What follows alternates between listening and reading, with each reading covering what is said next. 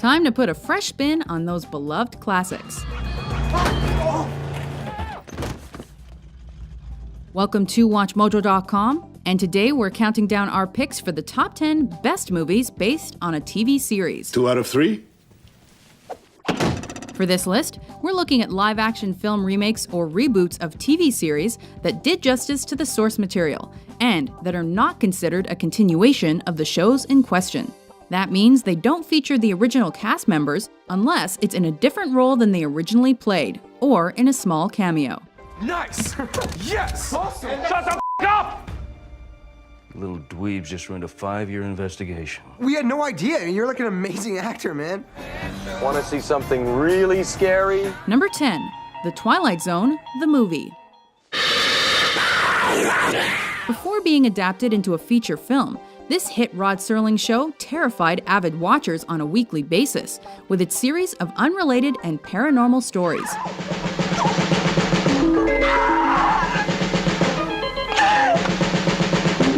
The movie doesn't stray from its original format and is presented in multiple vignettes, each helmed by a different director, including notable names like John Landis and Steven Spielberg. Hang the coon son of a bitch. Are you crazy? You're insane. You're all crazy. Though the film is notorious for a helicopter accident that killed actor Vic Morrow and 2 child extras, it's best remembered as a faithful retread of its early 60s source material.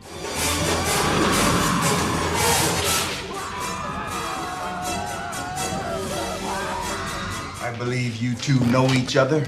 Number 9, Starsky and Hutch. You two deserve each other. Make nice. You're partners. An influx of TV show remakes in the early 2000s brought with it this comedy based on the original late 70s buddy cop series. Hey, Starsky. What?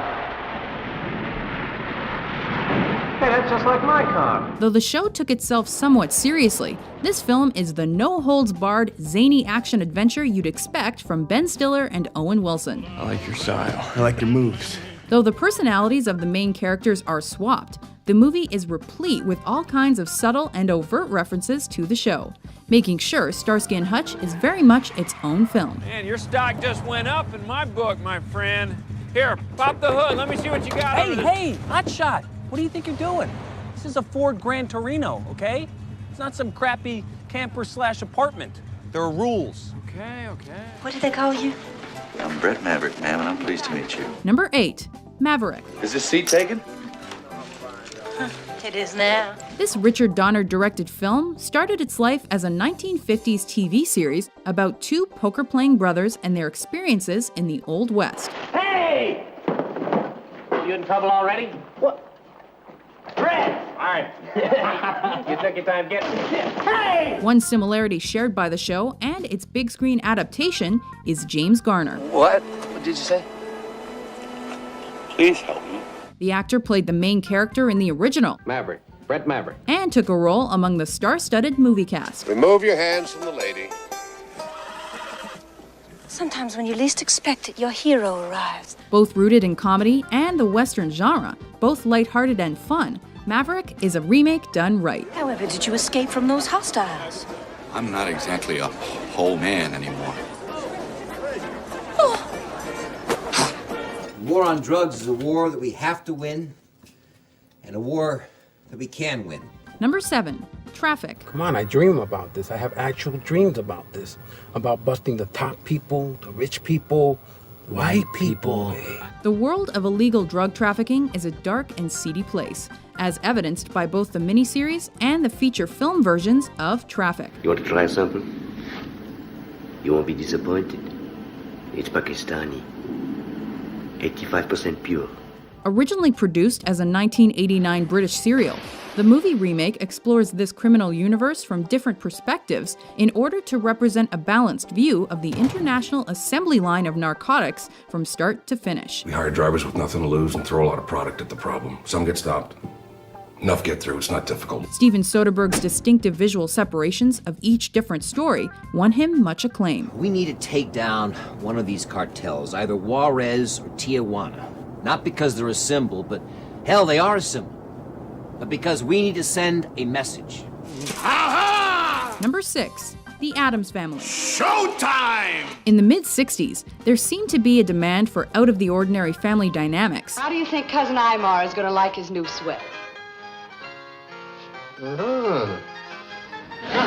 Aired during the same period as The Munsters, The Addams Family was about a functionally dysfunctional family of morbid individuals who basked in the idea of death and misery. Lovely, Morticia.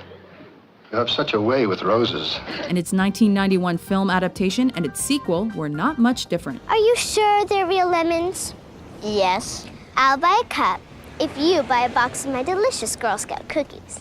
Are they made from real Girl Scouts? Dark and twisted, but always ready with a one-liner. How can I compete? You're twice the woman I am. The Addams Family movies breathed life back into this undead franchise. You were so beautiful, pale and mysterious. No one even looked at the corpse.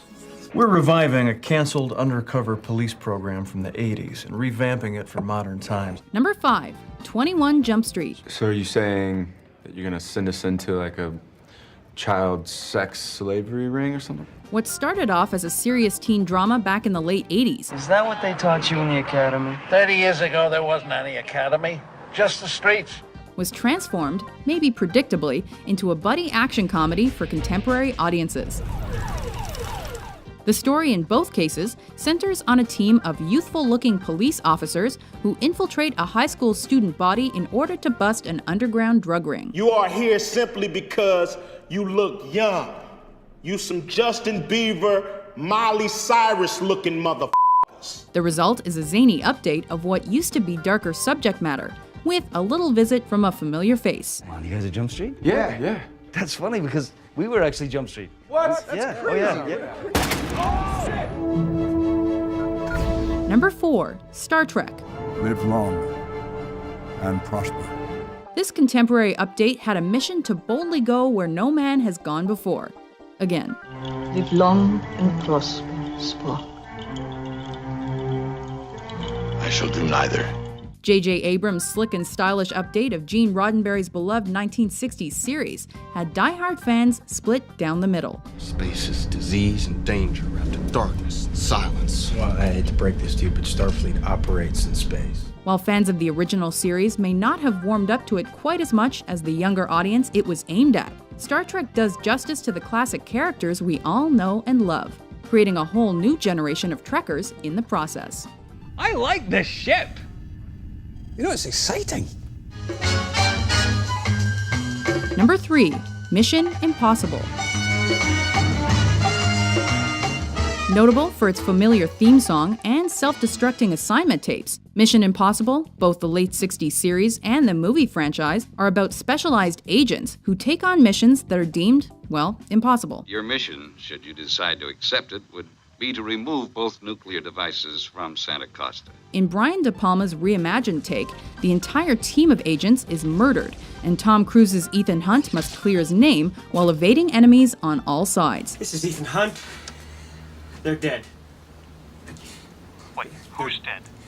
My team! My team is dead! Jesus. Though many original cast members expressed their displeasure with the remake, critics and audiences found it impossible to get enough. The Untouchables, the special unit that had worked for 18 months to bring Al Capone to justice. Number 2, The Untouchables. You fellas are untouchable. Is that the thing? No one can get to you? You tell Capone. Hey, everyone can be gotten. Then I'll see him in hell. Another De Palma-helmed remake, The Untouchables tells the story of incorruptible Prohibition-era officers who took the law to the streets. I want to hurt the man, Malone. You hear me? I want to start taking the battle to him. I want to hurt Capone. Both the film and the TV series are fictionalized retellings of Eliot Ness's autobiographical account, and both were wildly successful. On hand to watch the mobster leave was Eliot Ness, chief of the unique federal squad known as the Untouchables. With an all-star cast that includes Kevin Costner and Sean Connery, as well as Robert De Niro as Al Capone. I grew up in a tough neighborhood. And we used to say you can get further with a kind word and a gun than you can with just a kind word. The film recaptures the time perfectly and reminds people why they love the early 60s series it's based on. Never stop fighting till the fight is done. What? You heard me, Capone. It's over. Get out of here. You're nothing but a lot of talking a bit. Here ended the lesson. Before we unveil our top pick, here are a few honorable mentions. I think it's only fair to warn you, this facility is surrounded by a highly trained team of 130 Black Ops snipers. I don't believe you. Would you believe 24 Delta Force commandos? No. How about Chuck Norris with a BB gun? Goodbye, Mr. Smart. Good morning, angels. Good morning, Charlie. Dylan, Alex, Natalie, I hope you're rested and ready for your next assignment. Flying down the highway in a makeshift Model TA. Woo, yeah, woo, it's a beautiful... Thank you, Brady Bunch. Listen up, ladies and gentlemen. Our fugitive has been on the run for 90 minutes. Number 1. The Fugitive. Your fugitive's name is Dr. Richard Kimball.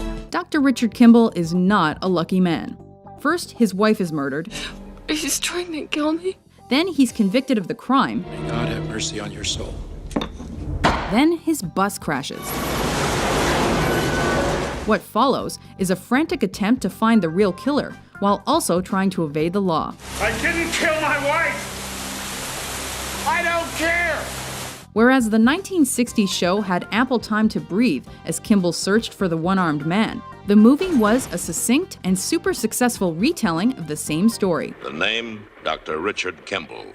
The destination, Death Row State Prison. Though there were some minor changes, Dr. Kimball was the same man on the big screen and small, intelligent, kind, and desperate.